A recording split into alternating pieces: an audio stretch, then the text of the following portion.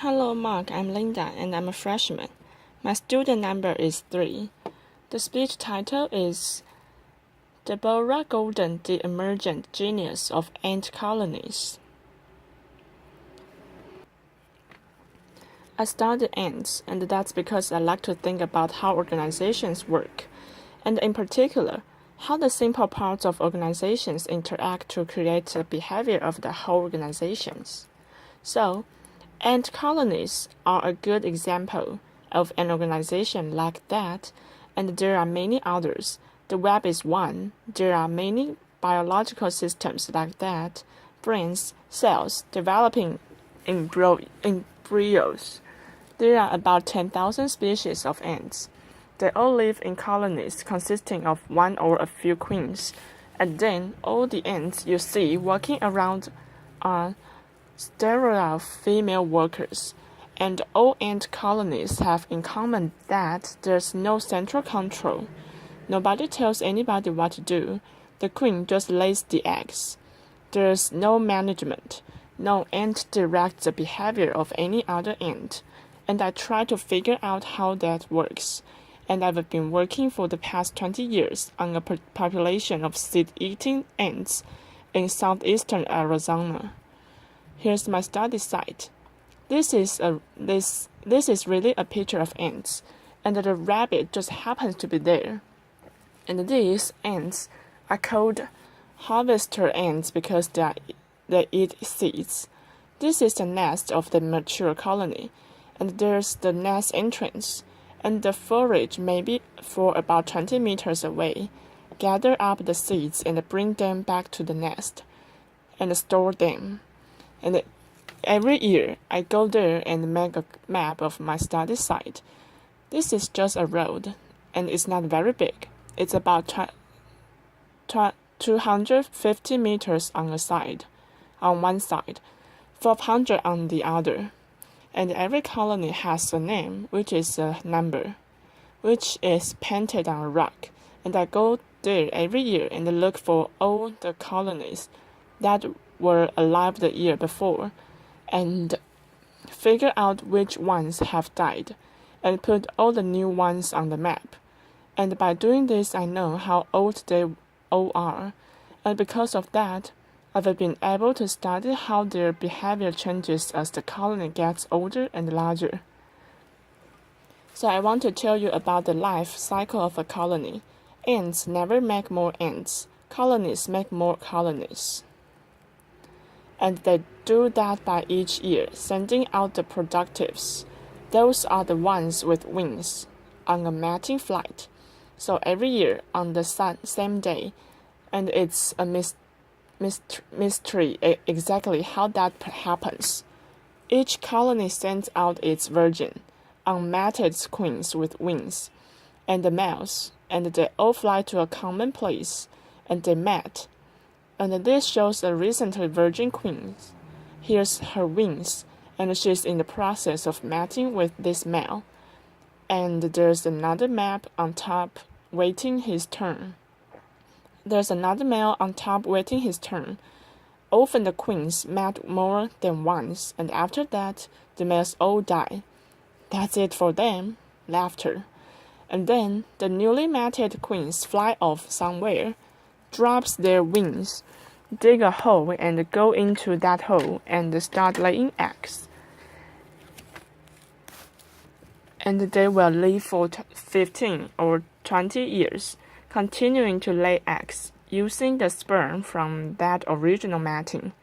So the queen goes down in there. She lays eggs. She feeds the larvae. So an ant starts as an egg. Then it's a larva. She feeds the larvae by regurgitating from her fat reserves. Then, as soon as the first group of ants, emerge, they are larvae. Then they are pupae. Then they come out as an adult ants. They go out, they get the food, they dig the nest, and the queen never comes out again. So this is a 1-year-old colony. This happens to be 536. There's the nest entrance. There's a pencil for scale. So this is the colony founded by a queen the previous summer. This is the 3-year-old colony. There's the nest entrance. There's a special for scale. They make a midden, a pile of refuse. Mostly the husks of the seeds that they eat. This is a 5-year-old colony. This is the nest entrance. Here's a pencil for scale. This is about as big as they get, about a meter across. And then this is how colony size and numbers of worker ants changes. So this is about 10,000 worker ants. Changes as a function of colony age in years. So it starts out with 0 ants, just the founding queen, and it grows to a size of about 10 or 12,000 ants when the colony is at 5. And it stays the size until the queen dies and there's nobody to make more ants. When she's about 15 or 20 years old, and it's when they reach this stable size in numbers of ants that they start to reproduce, that is, to send more winged queens and males to that year's mating flight. And I know how colony size changes as a function of colony age, because I've dug up colonies of known age and counted all the ants. Laughter. So that's not the most fun part of this research, although it's interesting. Laughter. Really, the question that I think about with these ants is what I can task allocation. That's not just how is the colony organized, but how does it change what it's doing? How is it that the colony manages to adjust the numbers of workers performing each task as conditions change? So things happen to an ant colony. When it rains in the summer, it floods in the desert. There's a lot of damage to the nest, and extra ants are needed to clean up the mess. When extra food becomes available, and this is what everybody knows about picnics, then the extra ants are allocated to collect the food. So with nobody telling anybody what to do, how is it the colony manages to adjust the numbers of workers performing each task? And that's the process that I call task allocation. And in harvester ants, I divided the task of the ants I see just outside the nest into these 4 categories, where an ant is foraging when it's out along the foraging trail, searching for food or bringing food back. The patrollers, that's supposed to be a magnifying glass, are an interesting group that go out early in the morning before the foragers are active. They somehow choose the direction that the foragers will go, and by coming back, just by making it back, they tell the foragers that it's safe to go out. Then the nest maintenance workers work inside the nest, and I wanted to say that the nests look a lot like Bill Leishman's house. That is, that there are chambers inside. They line the walls of the chambers with moist soil, and it dries to a kind of an adobe-like surface in it. It also looks very similar to some of the cave dwellings of the Hopi people that are in that area, and the nest maintenance workers do that inside the nest, and then they come out of the nest carrying bits of dry soil in their mandibles. So you see the nest maintenance workers come out with a bit of sand, put it down, turn around, and go back in. And finally, the midden workers put some kind of territorial chemical in the garbage. So what you see the midden workers doing is making a pile of refuse. On one day, it will all be here, and the next day they will move it over there, and they will move it back. So that's what the midden workers do, and these 4 groups are just the ants outside the nest. So that's only about 20% of the colony, and they are the oldest ants.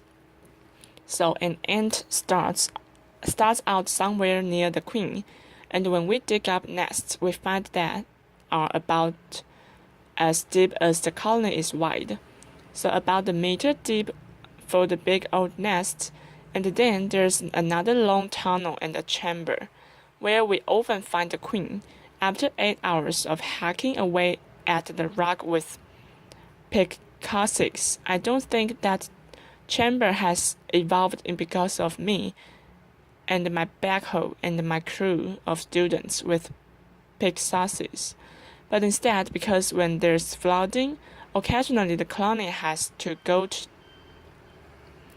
down deep, so there's this whole network of chambers.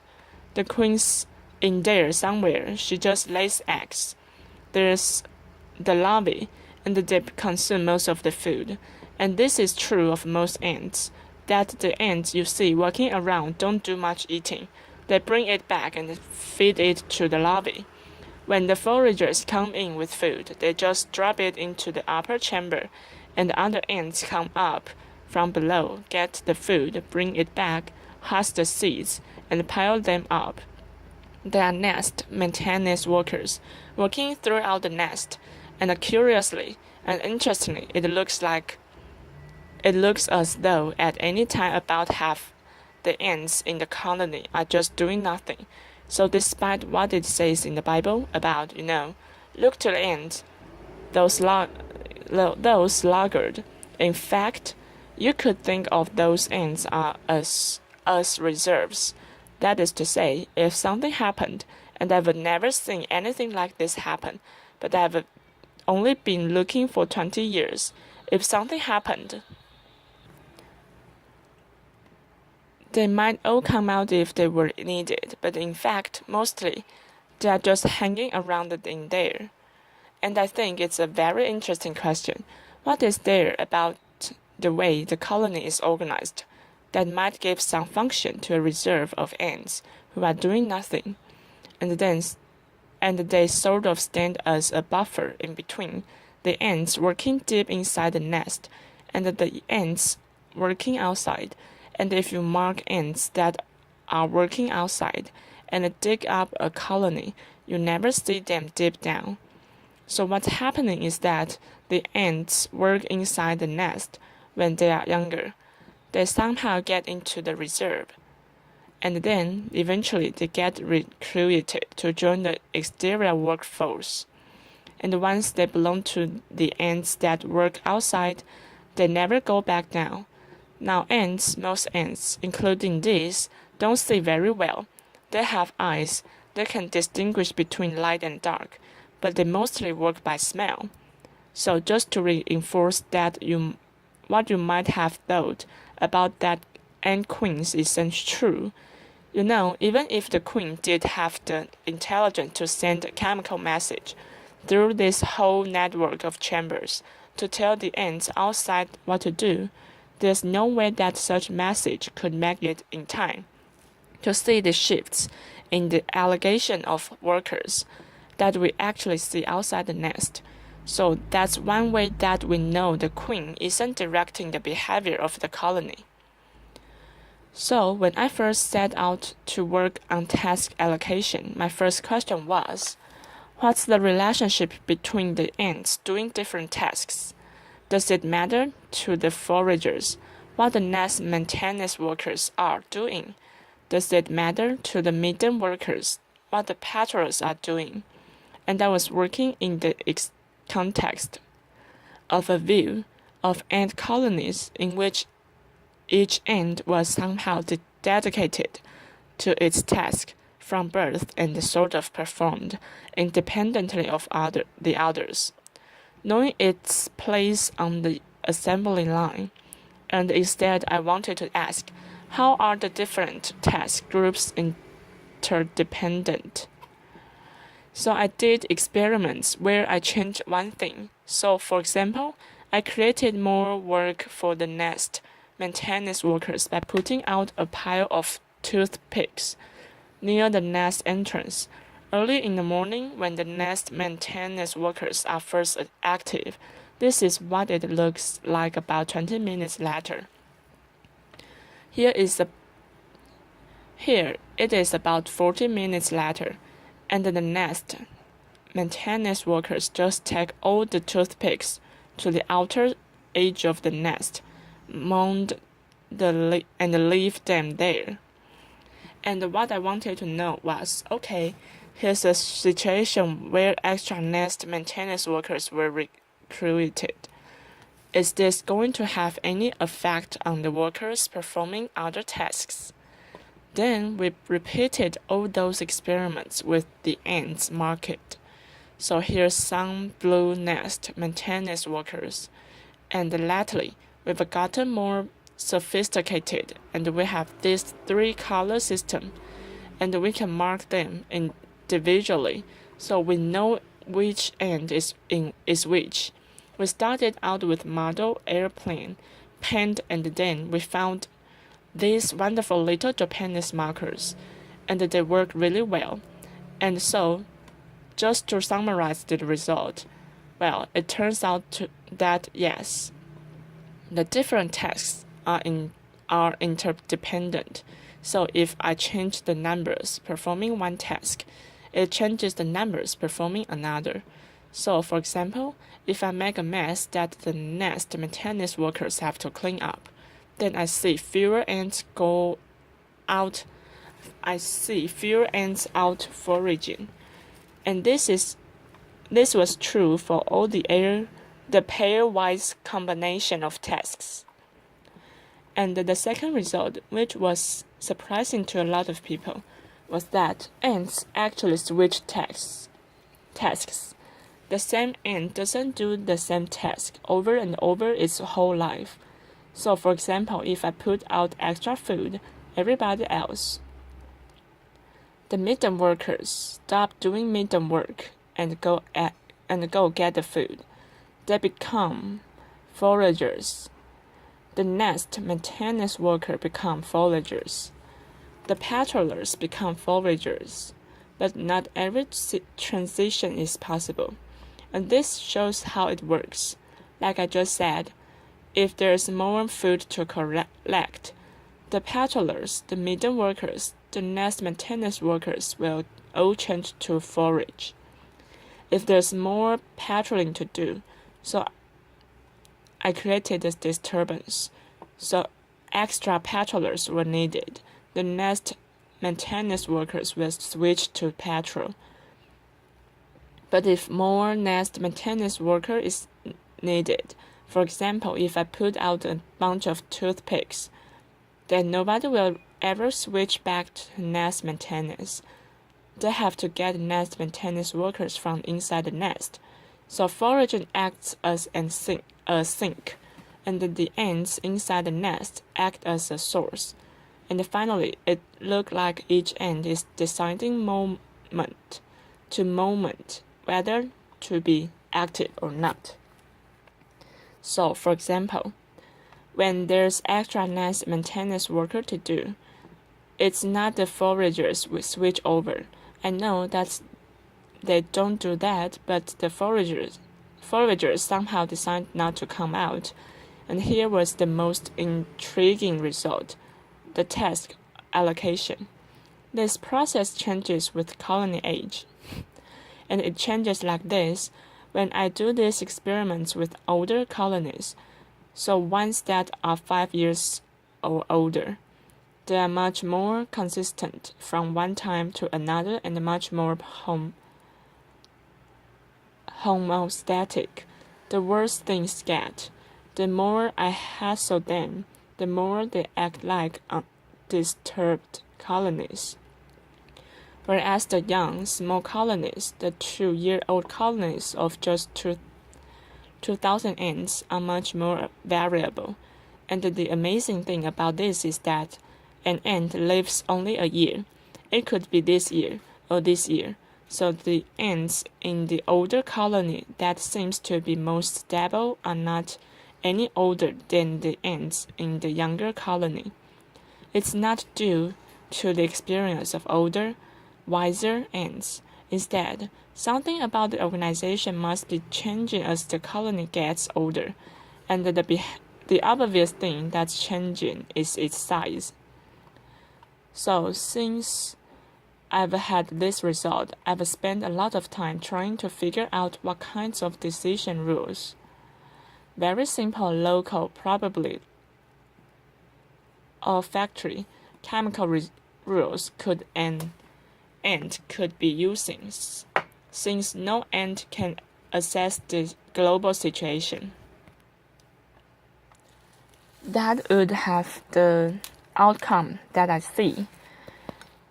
This predictable dynamics in who does what task, and it would change as the colony gets larger.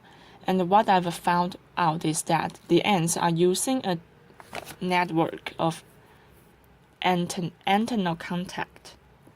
So anybody who's ever looked at ants has seen them touch antennae. They smell with their antennae.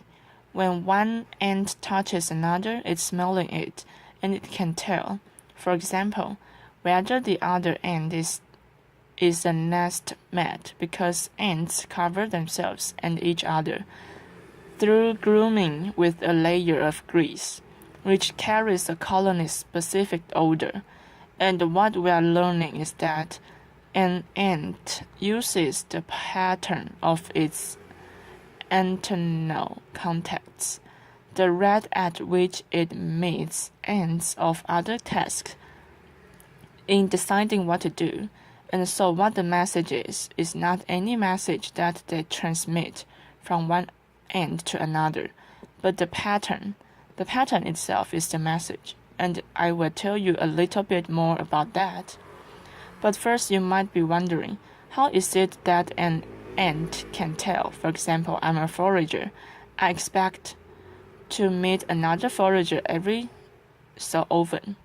But if instead I start to meet a higher number of nest maintenance workers, I'm less likely to forage. So it has to know the difference between a forager and a nest maintenance worker.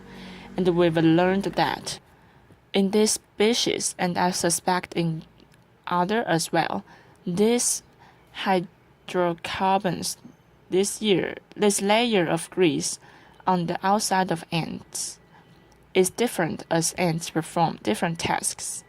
And we've done experiments that show that because the longer an ant stays outside, the more these simple hydrocarbons on its surface change. And so they come to smell different by doing different tasks. And they can use that task-specific odor in particular hydrocarbons. They can use that in their brief antennal contact to somehow keep track of the rate at which they are meeting ends of certain tasks. And we've just recently demonstrated this by putting extra of hydrocarbons on little glass beads and dropping the beds gently down into the nest entrance at the right rate, and it turns out that ants will respond to the right rate of contact with a glass bead with hydrocarbon extract on it as they would to contact with real ants. So I want now to show you a bit of film. And this will start out, first of all, showing you the nest entrance. So the idea is that ants are coming in and out of the nest entrance. They've gone out to the different tasks, and the rate at which they meet as they come in and out of the nest entrance determines or influences each ant's decision about whether to go out and which task to perform. This is taken through a fiber optics microscopes. It's now inside the nest.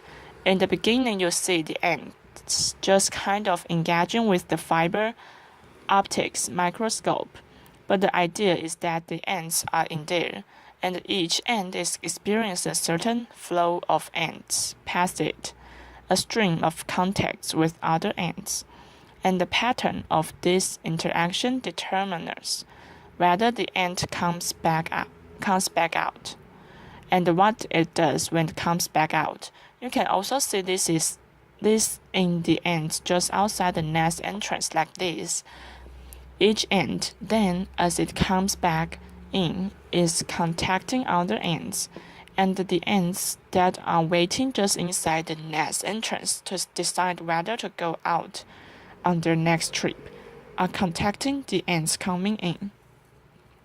So what's interesting about this system is that it's messy, it's variable, it's noisy, and in particular, in two ways. The first is that the experience of each ant can't be very predictable because the rate at which ants come back depends on all the little things that happen to an ant as it goes out and does its task outside.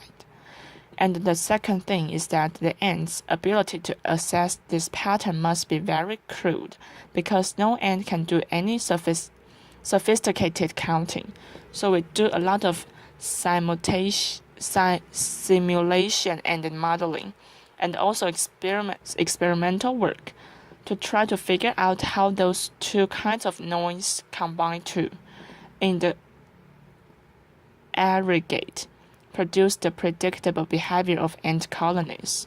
Again, I don't want to say that this kind of haphazard pattern of interactions produces a factory that works with the precision and efficiency of clockwork.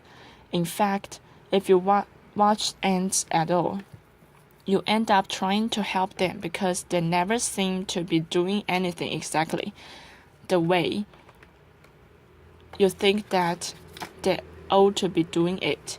So it's not really that out of these haphazard contacts perfection arises, but it works pretty well. Ants have been around for several 100 million years. They cover the earth, except for Antarctica. Something that they are doing is clearly successful enough that this pattern of haphazard contacts in the aggregate produces something that allows ants to make a lot of more ants. And one of the things that we are studying is how natural selection might be acting, how to shape this use of interaction patterns. This network of interaction patterns to perhaps increase the foraging efficiency of ant colonies. So the one thing though that I want you to remember about this is that these patterns of interactions are something that you'd expect to be closely connected to colony size. The simplest idea is that when an ant is in a small colony and an ant in a large colony can use the same rule, like I expect to meet another forager every 3 seconds, but in a small colony, it's likely to meet fewer foragers, just because there are fewer other foragers there to meet. So this is the kind of rule that, as the colony develops and gets older and larger, will produce different behavior in an old colony and a small young one. Thank you. Applause.